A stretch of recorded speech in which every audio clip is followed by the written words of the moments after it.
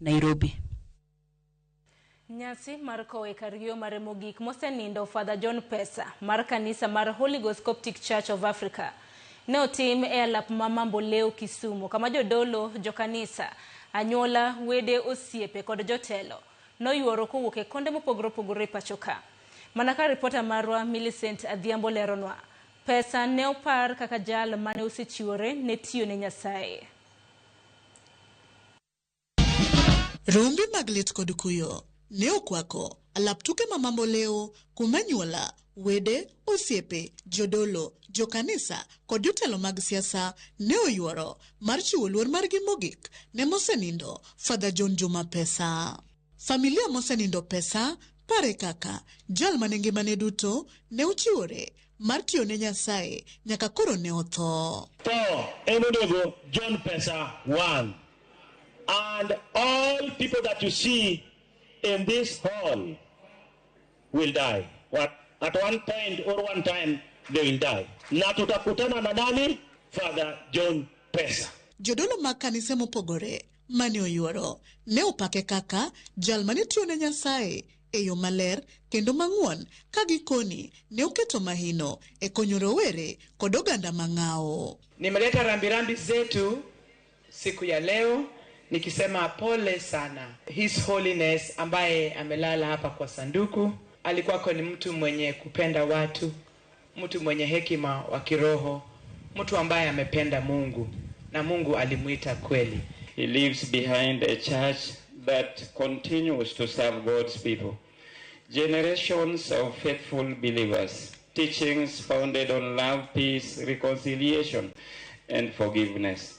Countless testimonies of lives transformed through his ministry.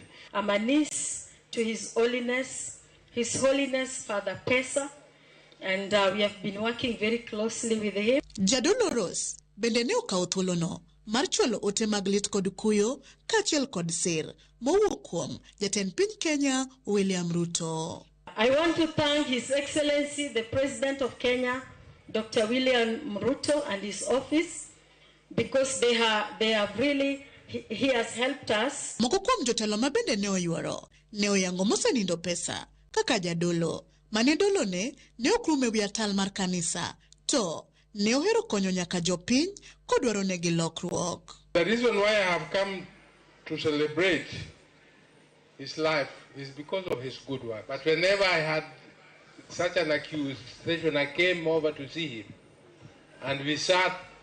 He took me through the church. We went round because you could so ngenyo koka.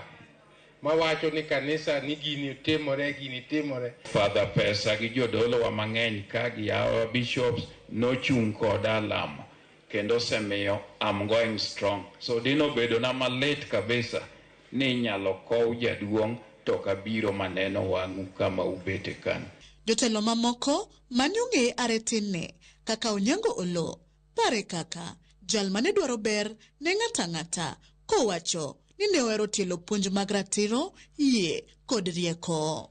All I can say is that for much of his life, I knew him as a man who preached about the second coming of God, as a man who looked forward to one day being at the seat of Jesus Christ with the heavenly hosts. E kinde manyasi mar ikne, orumo kai pare kaka jadolo mane dolone ne opong' kod honni. Mosenindo Father John Juma Pesa ne oiki e laro mar kanisa mare mar Holy Ghost Coptic Church of Africa. Holy God! Millicent Adhiambo, Ramogi TV, County Makisumu. Nyakoro mgojwanga dakika na pago chiko tok sadek mano marotieno adoro mar munu makayo matin haduogi mathoth